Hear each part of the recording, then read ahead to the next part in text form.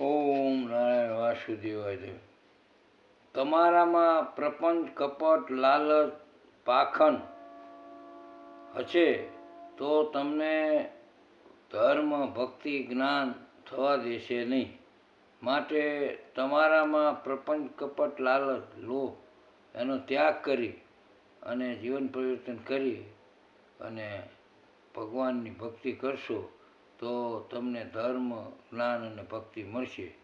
અને અંત સમયે જેવી મતિ તેવી જીવની ગતિ થાય છે. એટલે એ બીજા જન્મનું કારણ બને છે. એટલે ઈશ્વરમાં આપણું મન રાખવું અને ઈશ્વરને ભજવા. 17મા અધ્યાયમાં અર્જુન કહે છે કે હે કૃષ્ણ, જે માણસો શાસ્ત્ર વિધિને છોડીને શ્રદ્ધા ભાવે જોડાયેલા દેવ આદિને પૂજે છે તો એમની સ્થિતિ તો પછી કઈ ગણાય? તો સાત્વિકી, રાજસી કે તામસી? એટલે ભગવાનને અર્જુન પ્રશ્ન પૂછે. એટલે ભગવાન બોલે છે કે હે ભરતવંશી અર્જુન, સૌ માણસોની શ્રદ્ધા એમના અંતકરણને અનુરૂપ હોય છે. પોતાનું અંતકરણ જેવું હોય એને અનુરૂપ હવની શ્રદ્ધા હોય છે. એટલે આ જીવાત્મા શ્રદ્ધામય જ છે. માટે જે મનુષ્ય જેવી શ્રદ્ધા રાખનારો છે એ પોતે જ પણ એવા સ્વભાવને પામે છે. સાત્વિક મનુષ્યો દેવોને પૂજે છે, રાજસી મનુષ્યો યક્ષોને પૂજે છે અને યક્ષસો અને રાક્ષસોને પૂજે છે, અને તામસી મનુષ્યો ભૂત અને પ્રેતોને પૂજે છે. એટલે બીજા જે મનુષ્ય શાસ્ત્ર વિધાનું માત્ર મનમાન્યું ઘોર તપ આચરે છે અને દમ અને અહંકારથી ભરેલા, તેમજ કામના, આસક્તિ અને બળના અભિમાનથી પણ ભરેલા છે, એવો શરીર રૂપેલા ભૂત સમુદાયને, એટલે કે આ જે પંચભૂત મારામાં 5 ભૂતોથી જે બન્યું છે, આકાશ, તેજ, વાયુ, જળ અને પૃથ્વી, આ જે 5નું સમીકરણ થઈ અને સંયોજનથી જે આ શરીર બન્યું છે, અને એમાં 5 કર્મેન્દ્રિયો, 5 જ્ઞાનેન્દ્રિયો, 5 પ્રાણ અને 5 તત્વ, સ્પર્શ, રૂપ, ગંધ, સ્વાદ અને સહન. એમાં હું 24મો તત્વ છું. એટલે જે આ મારું શરીર છે કે તમારું શરીર છે, એ શરીરમાં આંખ, કાન, નાક, જીભ આ છે ને, એ તમને જ્ઞાન કરાવવા માટેના છે. અને કર્મ કરો, હાથ, પગ, ગુદા, શિગ્ન, અને એ બધા કર્મ કરે છે.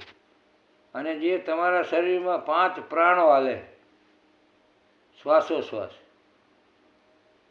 એ અને બીજા 5 જે તમારા તત્વો છે, સ્પર્શ, રૂપ, રસ, ગંધ, એ, અને 4 મન, બુદ્ધિ, ચિત્ત અને અહંકાર. આને અંતકરણ કહેવાય. કોઈ પણ કથામાં જાઓ ને એટલે સંત મહાત્મા તમને કહે તમારું અંતકરણ શુદ્ધ કરો, અંતકરણ. પણ તમે અંતકરણને ઓળખતા ના હોય કે અંતકરણ કોને કહેવાય, તો એ અંતકરણ મન, બુદ્ધિ, ચિત્ત અને અહંકાર.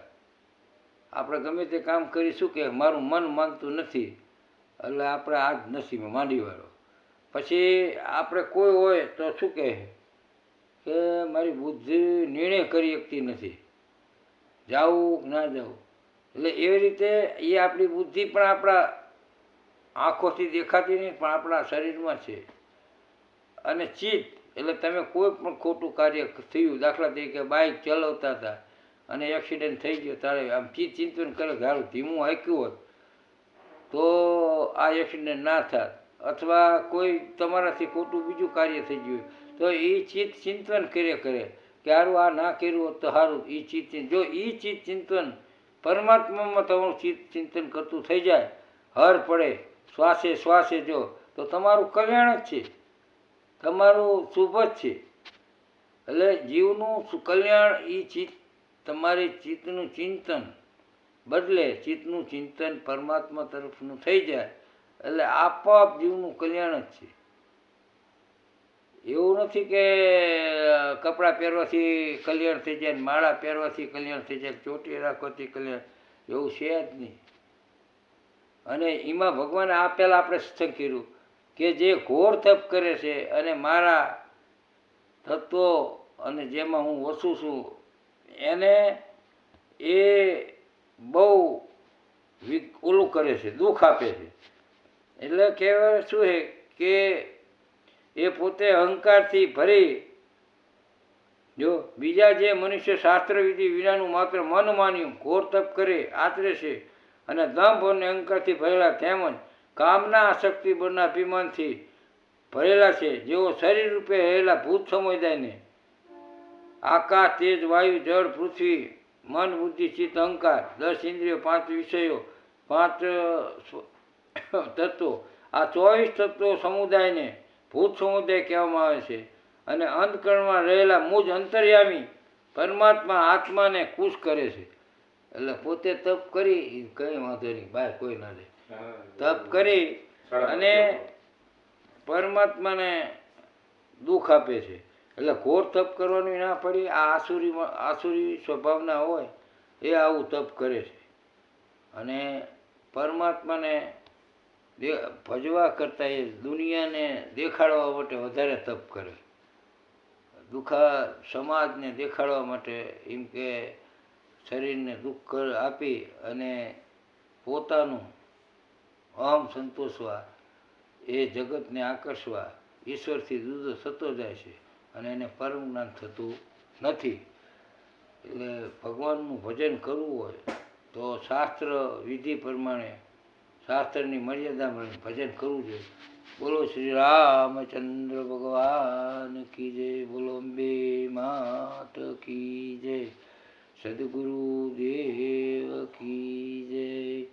ઓમ નમઃ પાર્વતી પતે, હર હર મહાદેવ હર. જય સિયારામ, જય જય સિયારામ.